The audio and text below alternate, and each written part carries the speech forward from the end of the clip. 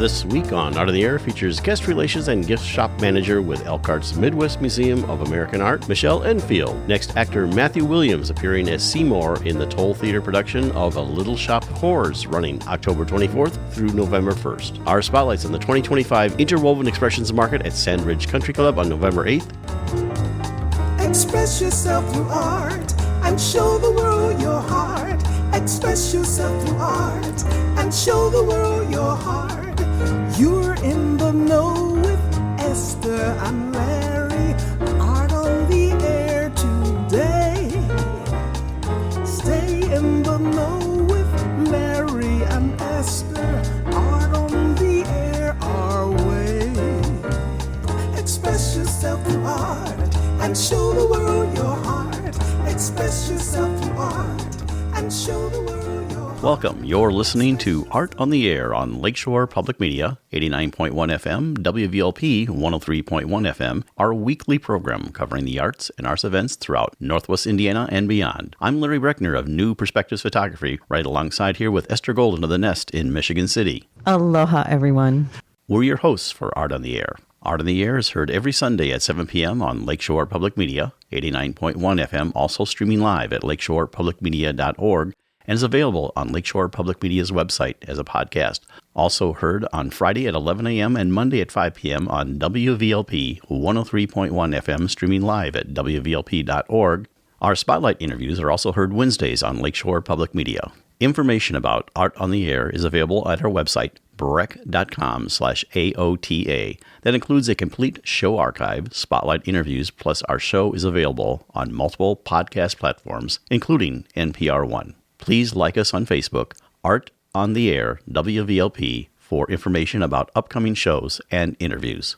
Hello, I'm Larry Breckner, Board Chair for Lakeshore Public Media and also a sustaining supporter. As Northwest Indiana's public broadcaster on TV, radio, and digital, we're not only bringing you the best of PBS and NPR, but more importantly, serve as a vital community resource for great local programs like Regionally Speaking, Eye on the Arts, Friends and Neighbors, Let's Eat with Chef Nick, Art on the Air, Building Blocks, and more. Please help protect my Lakeshore Public Media with your support by visiting lakeshorepublicmedia.org/give. We'd like to welcome back to Art in the Air Spotlight. She represents the Interwoven Expressions exhibit and sale. They'll be on Saturday, November 8th, 9 to 4 p.m. at Sand Creek Country Club. And actually, this is our 40th season doing that. And what we have today is the chair of the whole exhibit, Lou T. Rock. And she's going to tell us all about what's going on, what to expect if you go, and seeing it. Lou, welcome back to Art in the Air Spotlight. Thank you. Exciting. It's exciting to be here. Yeah, it's very nice to see you again.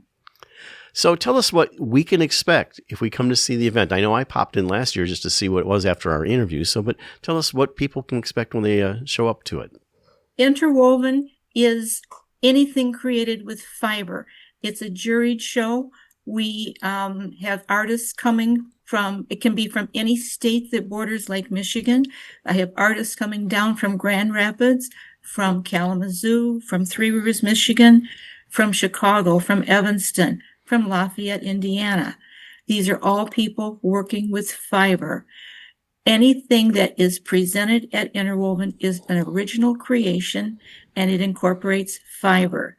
It doesn't matter if you weave, spin, felt, dye, knit, crochet, whatever you do, this has to be done with fiber. So that's the basics. It's an incredible, exciting event. When people walk in, they see color everywhere. They are so struck with the colors in the ballroom that they will take one trip around the entire ballroom just to see what's there and get acclimated to the color. And then they start shopping. So Lou, when you jury in your artists, is it an equal opportunity every year for every artist, or how does the jury process work? Okay, once you're juried in, you're in until you decide to drop out, or if you change the type of fiber work that you're doing. If you suddenly change from weaving to knitting, you need to re-jury to get in. Some years, none of the artists drop out, and so we cannot open jurying. Other years, usually 2 or 3 artists drop out. Either they've had a conflict of the dates or they just can't make it. So every year we have 2 or 3 new artists. This year we've got an incredible person who takes denim and recycles that, and she's making new things like purses and saddlebags out of this denim that she's recycled. Another artist is doing fiber collages that are just delightful. So it can be anything from a $4 Christmas ornament to a $400 hand-woven jacket. And so how many artists participate? This year there'll be 20 artists. The ballroom is only so big, and that's about all we can fit into this room. I see you have also included, I don't know if this year or in the past, paper as a fiber art. Yes, paper is fiber. Baskets, reed is fiber. Anything that is made with fiber. If somebody knitted a piece of jewelry with wire, they could not bring that. But if they knit it with anything made of fiber, wool, even if they were to make handmade paper ornaments, that's accepted because paper is fiber. So do you know what your attendance is on average, what you can expect if people go? Sure. We average about 400 people that will come through. We have some customers who are faithful, who come back every year. They start their holiday shopping at Interwoven. Our sales are incredible. I mean, I don't know if you want me to tell, but we will do $30,000 in 8 hours. Wow. In retail sales. Now, we have eliminated our long lines to check out. We now have a speedy quick check, and there is no wait time. This was one of the biggest problems that we had, and we solved that. Quick check and you're out. Excellent. And is there a cost to come see it? No, parking is free. It's at Sand Creek Country Club. It's a beautiful venue, and there is no entry fee. Sand Creek even allows the Interwoven customers to have lunch in their bar, in their grill.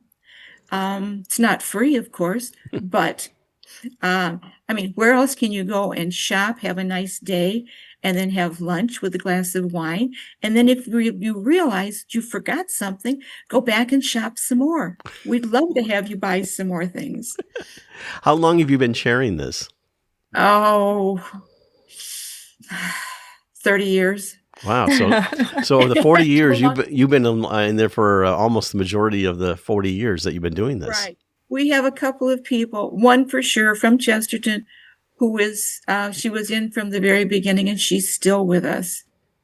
Every year, a few artists drop out, and we add a few new ones. So it's always something new. And every artist is placed in a new position in the ballroom so that the show looks new and different to returning customers. Real quick, do you have a fiber art that you do? Oh, I'm a weaver. Okay. I create garments and dish towels. And the ultimate sponsor for this is the Duneland Weavers Guild? The Weavers Guild, we used to be associated with the guild, but we separated from them for tax reasons. This is a freestanding organization. All the profits after expenses are paid go back to the participating artists. Are you represented, or is your work available at the Interwoven? Yes, my work will be there, and lots of other great things. Come and see us. Excellent. Well, that's the Interwoven Expressions. It'll be on Saturday, November 8th, 9 to 4 p.m. at Sand Creek Country Club. It is free to admission, and it's at the beautiful exhibit. This is its 40th year. Lou T. Rocks, the chair, thank you so much for coming on Art in the Air Spotlight and sharing that. Thank you. Thank you. Yeah, thank you so much.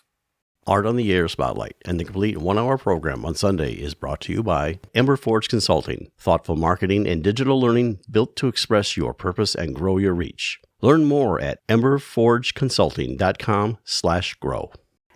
And as a reminder, if you'd like to have your event on Art on the Air Spotlight or have a longer feature interview, email us at aota@brech.com. That's aota@brech.com. Hi there, this is public radio theme composer B.J. Liederman, and you're listening to Art on the Air on Lakeshore Public Media, 89.1 FM, and on WVLP 103.1 FM. We are happy to welcome Michelle Enfield to Art on the Air. Michelle is currently the Guest Relations and Gift Shop Manager at the Midwest Museum of American Art in Elkhart, Indiana. Born and raised in Elkhart, she has also lived and worked in Colorado and Oregon, pursuing and enjoying several creative career paths, which included culinary as well as curating retail and gallery spaces. Upon returning to Elkhart in 2019, she built on her interest in collecting to venture into antiques and vintage sales, managing an antique shop in Goshen, Indiana. She brings the wealth of those experiences to the MMAA. Thank you for joining us on Art on the Air. Aloha and welcome, Michelle. It's terrific seeing you. Hey, thank you. It's a really great opportunity to be here with you both. Well, we like having our guests on the show tell us a little bit about their background story. And Michelle, we're interested in yours. So I'll put it this way. How you got from where you were to where you are now. Tell us all about Michelle. Sure. Well, very middle-class family. My parents had me when they were both pretty young and still just figuring out their own worlds. And my dad was a photographer for several years, mainly doing wedding photography, which wasn't really thrilling for him, but he did do a lot of side photography and art photography. And my mother, very musical, and did a little bit of theater with theater groups locally. So both of them were avid readers, which I learned to read, I think, when I was probably 5, just because, of course, growing up in the 70s, we didn't have as much digital. So reading was a great way to go off into new worlds. I know. And what was elementary school like? Was there an art program at that point, or did you have interest in all the things that you're interested in now, like the vintage and art?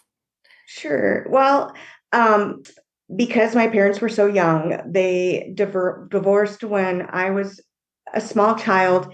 And I think mainly because of that, I was able to traverse different life changes pretty easily. I pretty much went to a different school every year from first grade until 10th grade.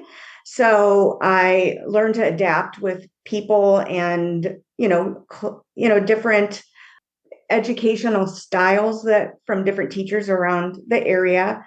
So I really didn't get super deep involved in art as a child with my school because I just moved a lot. But reading there was something that I could do very easily and enjoyed. And by the time I was, I think in 6th grade, I had read, I was past all of the different books for, that you have to, I'm trying to blank, our school books for reading. So I just was able to just read whatever I wanted when I was 6th grade. The teacher just said, grab a book and read. You've already done all this. But as far as a great teacher to me was my grandmother. She was, I would call her someone that could pick something up, a new hobby every few years. And it went from, baking and decorating cakes to hand quilting to just anything she saw, she was into it. And she would just have this tiny little house that would be full to the brim with whatever craft she was into. She was also a huge lover of thrifting and garage sailing. So I think that's where I got that. Now the story's coming gene. together. Since this is radio, they can't see your face, but as you're talking about your grandmother, you're just glowing. Oh, yeah. Grandma Betty. So with a mother that was musical and a father that was photography, so was it musical theater or did she play an instrument? She's very apt with the instruments. She plays piano. She can pick things up pretty easily. But I do recall her playing piano mostly and singing. She's got 3 sisters, and they would just sing around the table all the time. And actually on my dad's side, there's also a large musical presence. All of his uncles were in bands and like session musicians for like country music. So they both really loved music, and I grew up enjoying that as well. And for a brief time, when we moved back here from Oregon in 2019, a friend of mine has a music store and a music venue, and I would help out there, which was really fun. Although I spent all my money on vinyl, so I really didn't get a paycheck. We've all had jobs like that. Yes. Yeah. Where does that? So let's. You're going through. Did high school bring you to any more like art experiences or things like that as you were doing that? And I know you went. It seems like you went to various different places, but did you find someone that stimulated that interest? I mean, to be honest, I was really more connected with a science teacher that I had, and he was very kind to me because I think the moving around, I just was pretty adapting, but I kind of was more academic in high school. And then after high school, I started off dating a gentleman, and we went to Colorado, and I did a lot of retail there. And when I came back, I met a person who was a baker at a bakery here in Elkhart called the Exchange Bakery. And I really dived right into that and learned how to create your laminated pastries, homemade soups, just cooking in general. And I think that experience, and my friend who was a baker there was very artistic.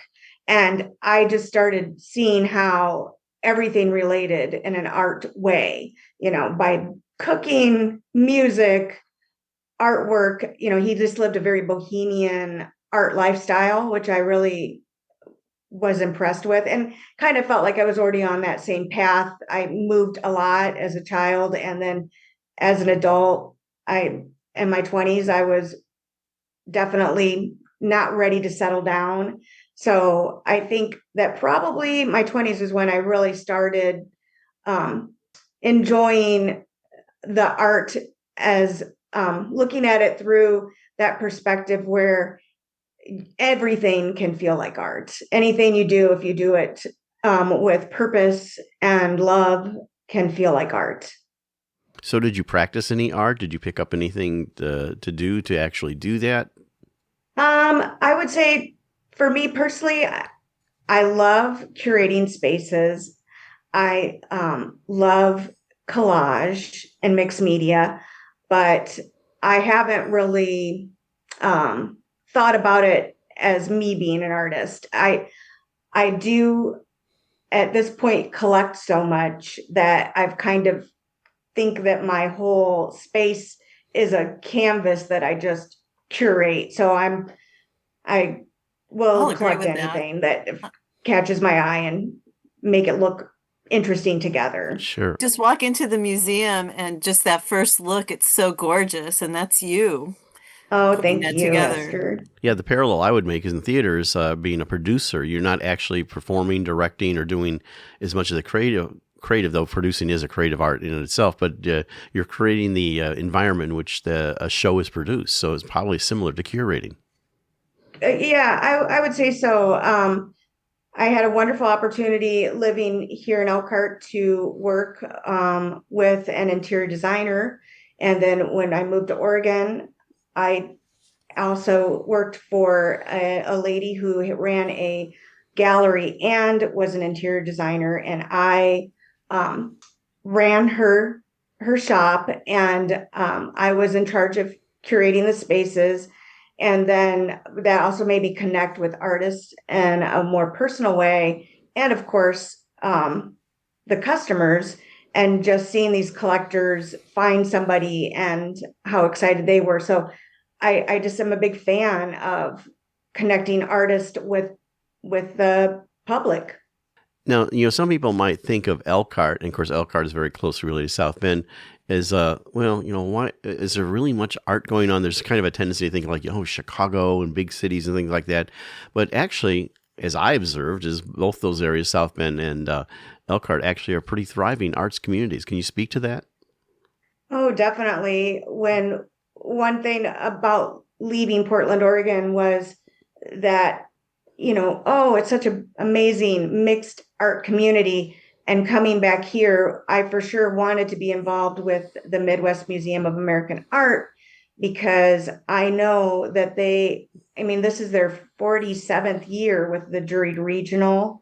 And it's now serves 24 counties of local artists in the area. And, this last one, there were over 180 works of art by over 130 artists that are local to our Midwestern area. So yes, I think that sometimes, and I do remember cherishing this from the 90s, is you get a certain time in your life where, you really have to be the investigator and find what you're looking for. And now it's kind of all there for you. But a lot of these artists, they're out there. You just need to find them. And they sometimes are shy about being on Instagram or Facebook. But luckily, there's art communities around here that they are able to thrive in. And I love this Juried Regional. It's fantastic this year to see what people are producing, artists are producing. I know that's the beauty of the Juried Regional too, is that you reach beyond Elkhart and you do then get all these, just a variety of people you wouldn't normally run into. It's a beautiful show. Yes, and working for an interior designer for a lot of years, I was just always amazed that people buy art from, big box stores when there's amazing original art available all around us that is so affordable. And these artists are expressing themselves, and a lot of the art they're creating, is relatable because it's from the area where you live. And that's true. Well, and then that brings a question to my mind.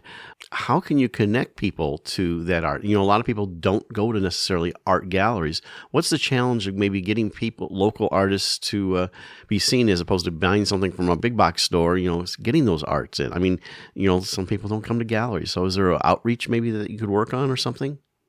We have had Brian Burns, we all know who he is. He is retiring this year. And so we've added some new staff in order to kind of accommodate and transition a little easier because he is really, irreplaceable. Dynamo.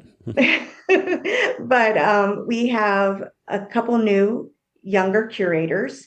One is an art education curator. Her name is Emma Marsh. And she also is very involved in Lang Lab in South Bend. And so she's bringing a fresher approach, and we're offering classes.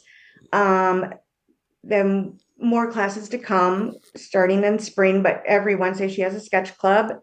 And she did a class with children over the summer, like a summer camp.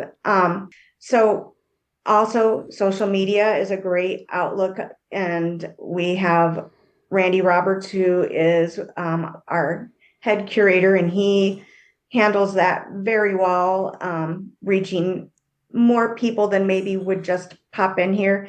And I guess it is a challenge, but I feel like wherever I'm at, I'm always selling the museum in a sense that I hope people will come and feel that we are inclusive to everyone. We want everyone to be able to enjoy art and see amazing new art, and some of our main gallery art that's from our permanent collection. Well, you mentioned Brian, who also was on our June 27th show. It was actually his second interview with us. But that brings me to the thing. What brought you to the Midwest Museum of American Art? How did you connect with that?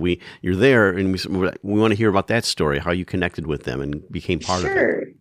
Well, for the past 30 years, have also worked literally across the street. When I've lived in Elkhart, I have had a very touching relationship with Matsky Florist, which is their neighbor, and have worked there since I was 18 years old. Whenever they need me, the flower shops get very busy with all kinds of holidays and such. So I knew Brian from just waving every day. And then my father-in-law is a member here. So when we moved back from Portland, we would come because Ray was coming and join the different events that happen here.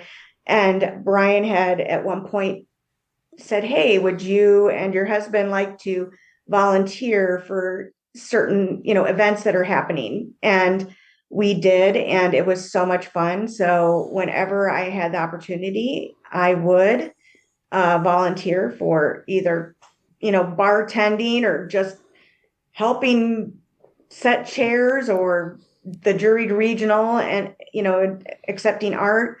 And then this past year, I had been working at managing an antique mall in Goshen, and I had thought I need to step back from this. And I just happened to step up at the same time that they were looking to have someone part-time here, and that has now turned into a full-time position. So I feel like it's all kismet. It was meant to be. So tell us about your daily routine for what you're doing. Tell us what you're doing for our audience, but then tell us what your daily routine, and maybe it isn't that daily, but just a rough idea. Sure. Well, we're a very hands-on crew here. So this last year, a lot of things had gotten done that were maybe not what you would think a museum staff would do, which includes new flooring that the curators, all of us rolled up our sleeves, pulled out the old flooring, brought in new, prepped it for the person laying the floor. We weren't laying the actual floor. So on a day-to-day basis, when we're not open, we're still extremely busy here. So we're doing, like I'm doing right now, having conversations with people, meetings with people, speaking with artists that we hope to have in the gift shop. This last month was all about the juried regional and just getting everything dialed in for that. So, and then during Thursdays is our noontime talk at 12:15. So that's our day to really jazz it up with our members that come for that experience. So I would say it's everything. We clean, we host, we get our hands dirty and organize everything that maybe you wouldn't think a museum is doing, but all of the staff comes together for that. I have to say the museum, the flooring is fantastic. And on opening night, I just kept hearing, people were like, "There's something different here. It's brighter. It looks wonderful." So it really amazing how shows. much it just elevates the artwork, I think, and more to come next year. We're not stopping, expect more changes. And outside too, we had some high res digital images created for these windows that are boarded up because this was a bank. And so what it looks like now is images from our permanent collection that are on the outside of the building that let people know that this is an art museum, not just an old bank building. And that has been very, very positively enjoyed by passerbys and people stopping in from out of town, and of course our members. So in the post-Brian era, which is coming up at the end of this year, tell us a little about what the plans are for the change. I mean, he's been such an integral part of that for almost the whole history of the museum. But, you touched on a little bit about how there's going to multiple curators, but just tell us a little bit about the post-Brian era. Sure. Well, I think we all know that Brian will probably never be completely gone from the museum. In fact, we have created a little office space upstairs so he can come and at his leisure when he needs to have conversations. He is such a wealth of knowledge, and we have added the new staff. And as of right now, on December 31st, when Brian leaves, and we are going to, of course, be honoring him in December on the 13th for our members to celebrate. So mainly right now, we have a co-director who has stepped up and been fabulous at handling the transition, and her name is Jennifer Burns, and I believe that what's going to happen is eventually we'll have a director that will be a full-time director, but we're taking our time to find the right person, because like we all know, Brian has big shoes to fill, and Jennifer is doing a fantastic job, and I just can't wait to go forward. And we know that Brian will not be gone. He's just going to be able to take some more vacations, I think. And I know one of the things he wants to do, because he's talked about with us, is maybe doing a podcast to relate his knowledge. Well, we're in our final minute here. We want to give you a chance to talk about, what exhibit is currently running, which you have, Michelle, a little bit, but what's maybe coming up in November and even to early next year. Sure. So as of right now, the exhibit that the Juried Regional is until the 31st. And then, of course, we still have our permanent in our main gallery, our permanent collection. We will be closed in January this year, and then we'll still to be determined what our new exhibits are going to be, because we have new curating staff, and they're all working together with our director, Jennifer, to see what is going to work. We're in some projects. I think we're going to do a little refresh, possibly with the Norman Rockwell as well. Excellent. Well, we appreciate you coming on Art in the Air and sharing your journey to there. And it's Michelle Enfield, and you can find her at the American Museum of Art in Elkhart. And the current show running there, of course, is the famous Jury Show running through December 31st. Thank you so much for coming on Art of the Air and sharing. Thank you. Thank you for having me. Oh, thank you. It's been a pleasure, Michelle. Thank you so much. Art in the Air listeners, do you have a suggestion for a possible guest on our show? Whether it's an artist, musician, author, gallery, theater, concert, or some other artistic endeavor that you are aware of, or a topic of interest to our listeners, email us at aota@brech.com. That's aota@brech.com. Hi, this is Morgan McCabe, freelance theater professional and writer for the Northwest Indiana Times. You are listening to Art on the Air on Lakeshore Public Media, 89.1 FM, and on WVLP 103.1 FM. Thanks for listening.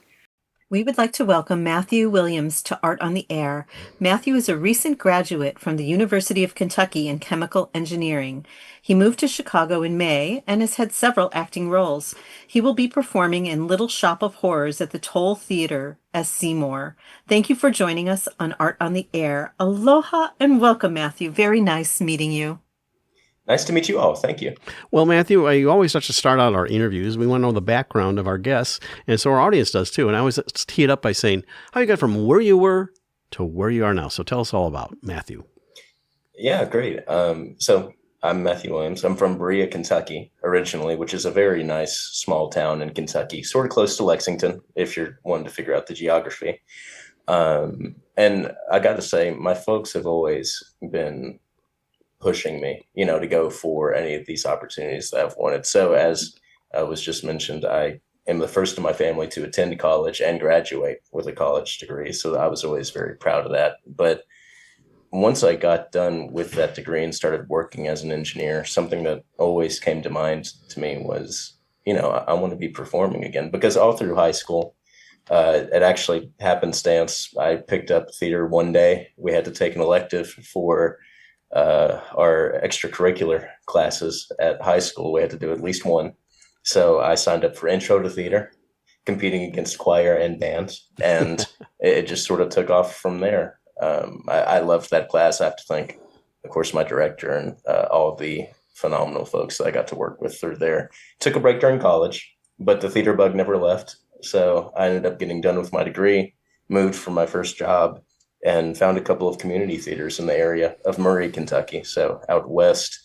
I don't know if they happen to hear it. Shout out to Playhouse in the Park and the Purchase Players for helping me along the way and getting me back into it. Because once I got to that point, I wanted to find more opportunities. So I wanted to keep going and keep cutting my teeth with more casts across the country. So that led to, along with looking for a way out of Kentucky, somewhere a little more exciting. Hey, I love Kentucky. I do. I know Kentucky's gorgeous. Yeah. Oh, it's beautiful. Yeah. But, not very much there in terms of opportunity. And I love Murray, Kentucky, but it's just about the edge of civilization, save for the university. So I was definitely ready to get somewhere a little bigger. And Chicago, when me and my girlfriend were talking, we moved up here together back in May.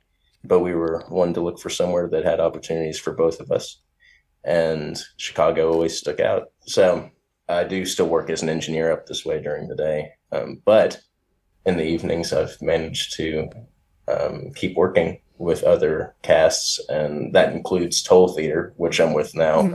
For this production of Little Shop of Horrors. Well, Matthew, don't you think chemical engineering and Little Shop of Horrors are really compatible? yeah, actually, that's fun.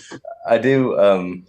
I do kind of think about that from time to time, because once, I can't remember who I was talking to, but someone had brought up the compatibility of engineering with theater, and I hadn't really thought about it to that point, but they're both very creative outlets, a lot of problem solving that goes into it, albeit maybe something that people don't usually think about. But when I'm on stage and I'm having to improv in the moment, or I'm having to pick up where somebody left off, or just, I guess, just turning it into, in my mind, a process of, okay, I do this scene, then this scene.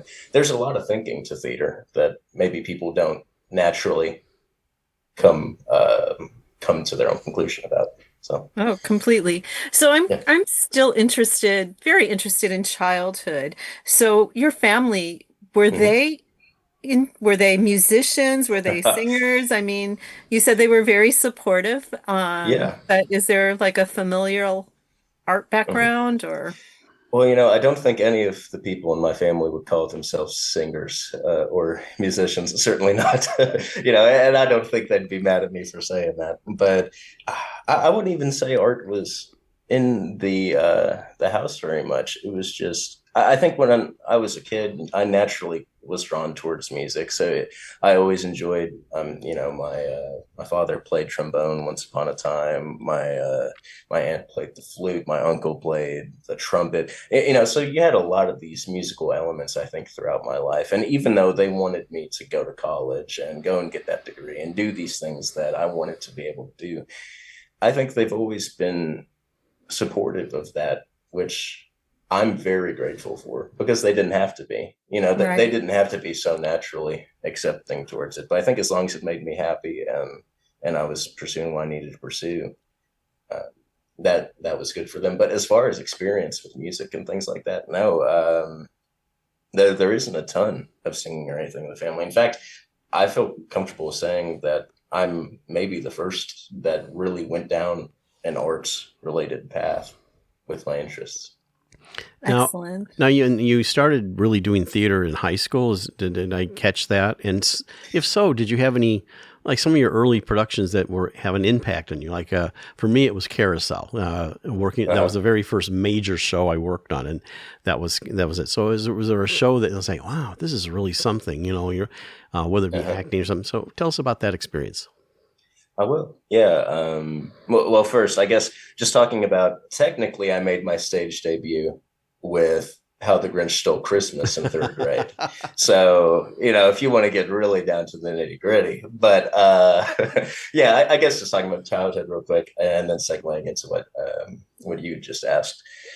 I was involved with choir in elementary school and involved with, like I just said, some of those smaller productions. So I guess there were some early childhood theater / acting / singing roles that I'd taken on. But speaking to high school and where it really stuck, like I really felt like I was where I needed to be. My first show I ever did, so this is back in the intro to theater days, was by Don Zolaitis. It was the superhero Ultraferno, which, for those unfamiliar, sort of a spoof on the whole superhero genre. Very fun show.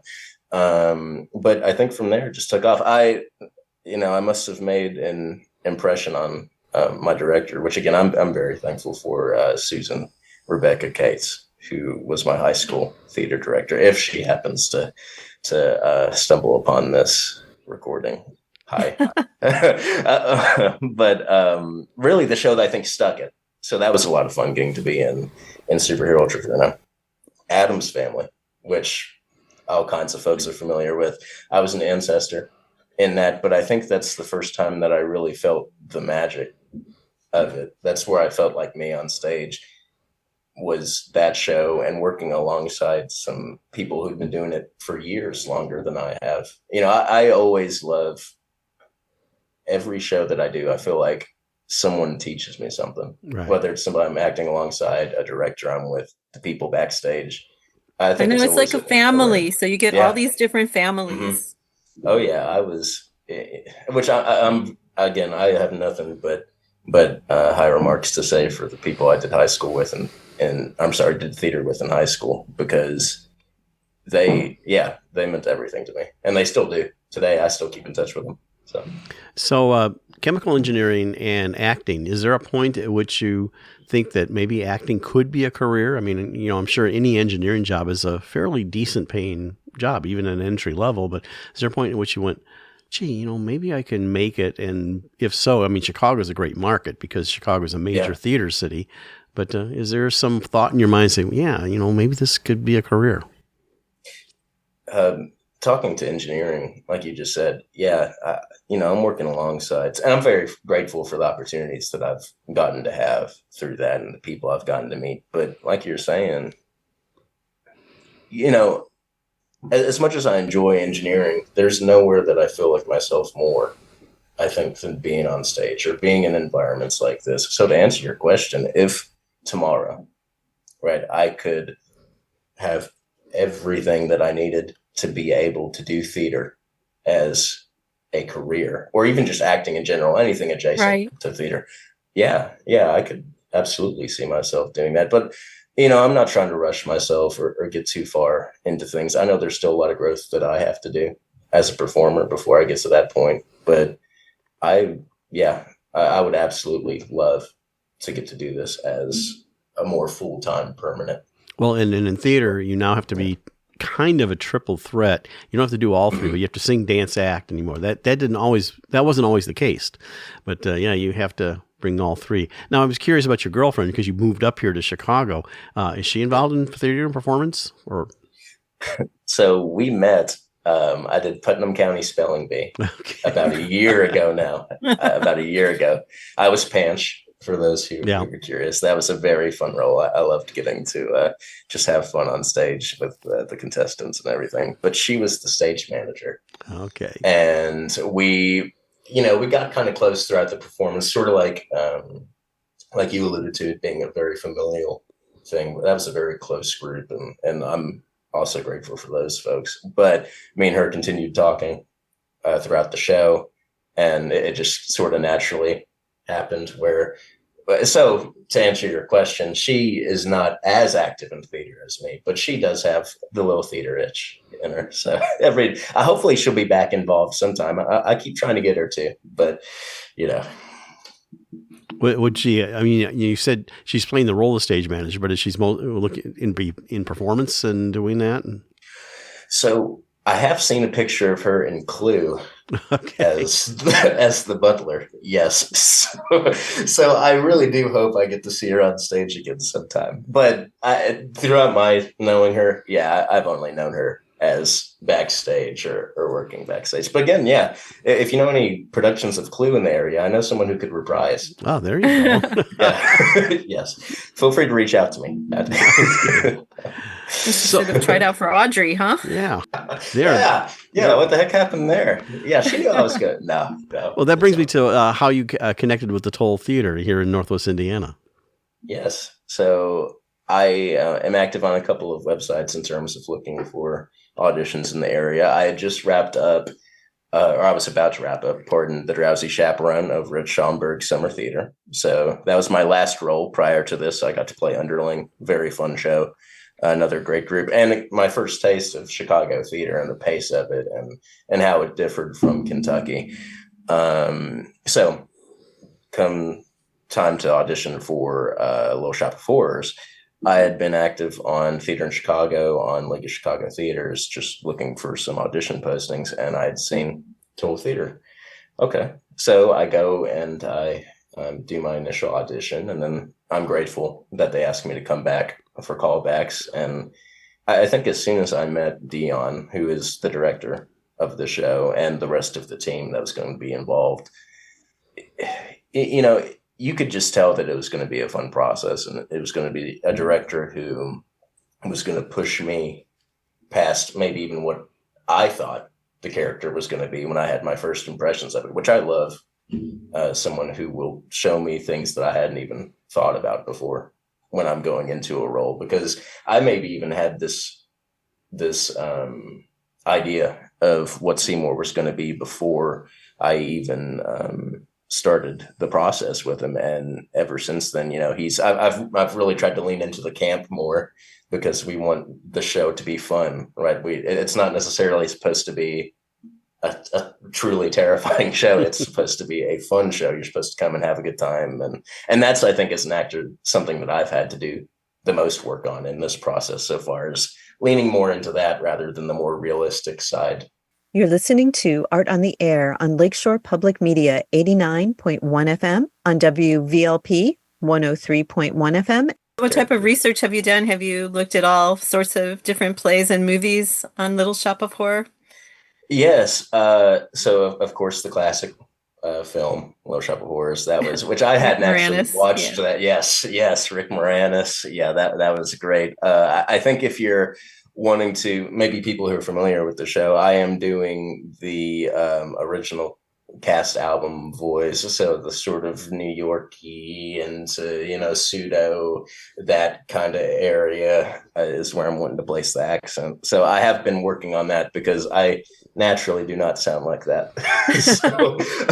So that's certainly been maybe one of the bigger challenges in preparation for this role, is just getting used to talking like that rather than maybe the slower diction that I usually do. But yes, I've most certainly been watching these other takes on the character, I guess, and then sort of building mine out from there. I don't think I'm channeling a specific one. I just think they've helped me sort of mold mine. Right, and develop pace as well. Yes. Mm-hmm. Well, and the Little Shop, the motion picture you referred to, the big motion picture, there's actually a small black and white version, was the original. There was no music, and that formulated that. And it was I think it was shot on Kinescope, but it's older. But anyway, you can still see the original Little Shop of Horrors. And of course, one thing that's different from the motion picture and the version you're doing is the ending. But we won't give that away, will we? No, yes.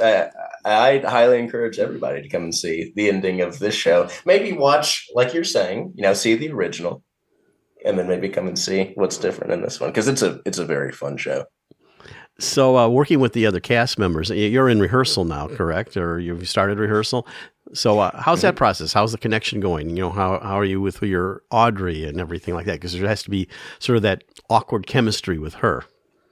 Yes. Yeah. So just talking about the process, we started back in September, and we have about 17 days until we open. So it's certainly the fastest process that I've ever had. But I don't say that as a bad thing. In fact, I think I love how much quicker the pace has been compared to my usual processes. I like how focused it is and how everyone has, seemingly speaking to the cast, come in prepared. They were thinking about it. Sure, we got cast earlier than we started rehearsing, but people were already working on stuff well before we came in. So that first music rehearsal, just hearing everyone together, that was amazing. It's one thing hearing it on a cast album and another thing bringing it to life with another group. So as far as the cast goes, I have nothing but high remarks. Talking about Amanda first, who is going to be playing our Audrey. She is, I can't wait for people to hear her sing, especially, she's just got such a phenomenal voice. And I think she does so much justice to the character. Actually, today we'll be working a lot of our scenes together. So as far as actors go, I think me and her have gelled well. So that awkward chemistry that you're talking about, we've had conversations about that, and we've been talking about that process. What does it look like here? So yeah, nothing but great things to say about Amanda. But I do have to talk about our Audrey too, as well, Gabe. Oh man, that voice! Just as soon as it's funny, you didn't really hear him singing until it was time for him to sing Audrey 2 songs. Right. And as soon as the beat comes in, it's just that voice booms and just sticks with you. So, Gabe, phenomenal actor. And then our doo-wops, who we have 3, I got to say, hardest roles in the show. Some of the dances that they've got going on, those harmonies, but they bring them to life like no other. And that's not even talking about the other half of Audrey 2, our puppeteer, who has been working hard on making sure that everything with the puppets is going well and all the movements are timing up.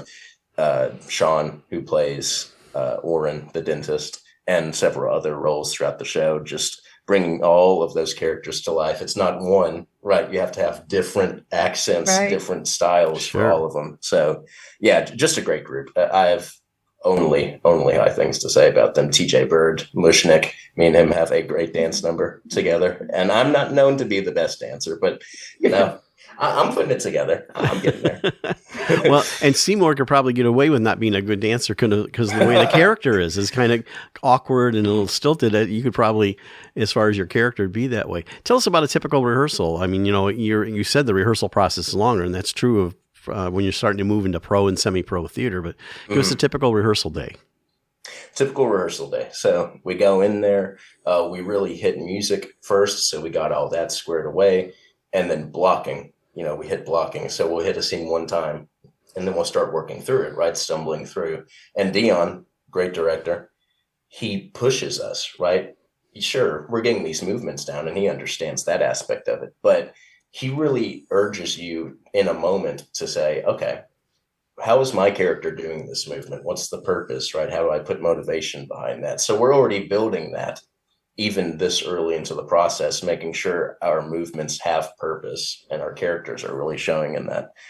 And then once we get that done a few times, we'll go through, do one nice big run through where everyone's got all their blocking and everything, see how it looks, notes, move on, right? So actually this week we have our very first run through Act 1, hopefully completely all the way through. No stops or anything. So ask me here in a few days how I did. I know, because you, Matthew, have to integrate with Seymour, Yes. So.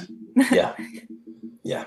And your character, for the most part, not continuously on stage, but you're on stage probably as much as anything other than Audrey too. Mm-hmm. Yeah, it is going to be one of my most rewarding roles, I think, in terms of the challenge and taking that on. It's going to be one of the first shows. I've had lead roles before, but this is my first one. I think that's really going to push me as an actor, which I love. If I'm not learning, I don't want to be doing it. So. Right. So Matthew, do you have something else lined up next? Auditions or something?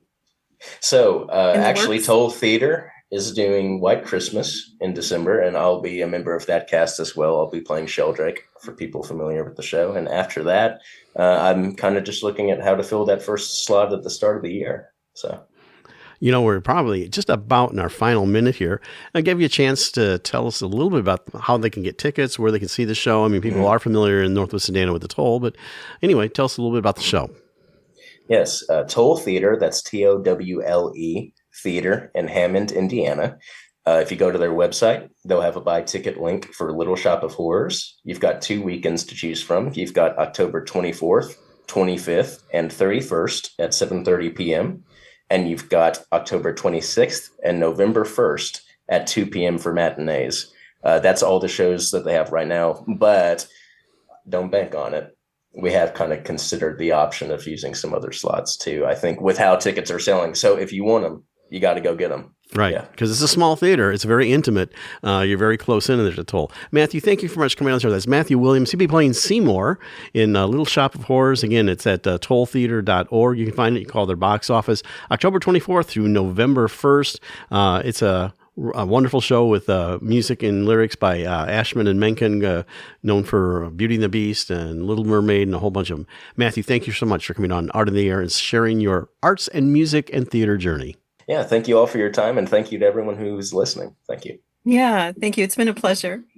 We'd like to thank our guests this week on Art on the Air, our weekly program covering the arts and arts events throughout Northwest Indiana and beyond. Art on the Air is heard Sunday at 7 p.m. on Lakeshore Public Media, 89.1 FM, also streaming live at lakeshorepublicmedia.org, and is available on Lakeshore Public Media's website as a podcast. Art on the Air is also heard Friday at 11 a.m. and Monday at 5 p.m. on WVLP 103.1 FM, streaming live at wvlp.org. If you have a smart speaker like Amazon Alexa, Google Assistant, or Apple Siri, just tell it to play Art on the Air to hear the latest episode.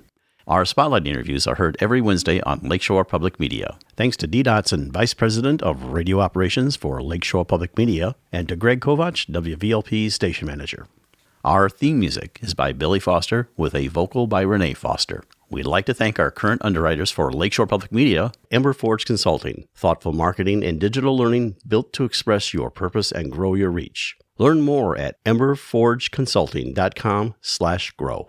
And for WVLP, Walt Breidinger of Paragon Investments. So we may continue to bring you Art in the Air. We rely on you, our listeners and underwriters, for ongoing financial support. If you're looking to support Art on the Air, we have information on our website at breck.com/AOTA, where you can find out how to become a supporter or underwriter of our program in whatever amount you are able. And like I say every week, don't give till it hurts. Give till it feels good. You'll feel so good about supporting Art on the Air. If you're interested in being a guest or send us information about your arts-related event or exhibit, please email us at aota@breck.com. That's aota@breck.com, or contact us through our Facebook page. Your hosts were Larry Breckner and Esther Golden, and we invite you back next week for another episode of Art on the Air. Aloha, everyone. Have a splendid week. Express yourself through art and show the world your heart. Express yourself through art and show the world your heart. You're in the know with Esther and Larry. Art on the Air today. Stay in the know with Larry and Esther. Art on the Air our way. Express yourself through art and show the world your heart. Express yourself through art and show the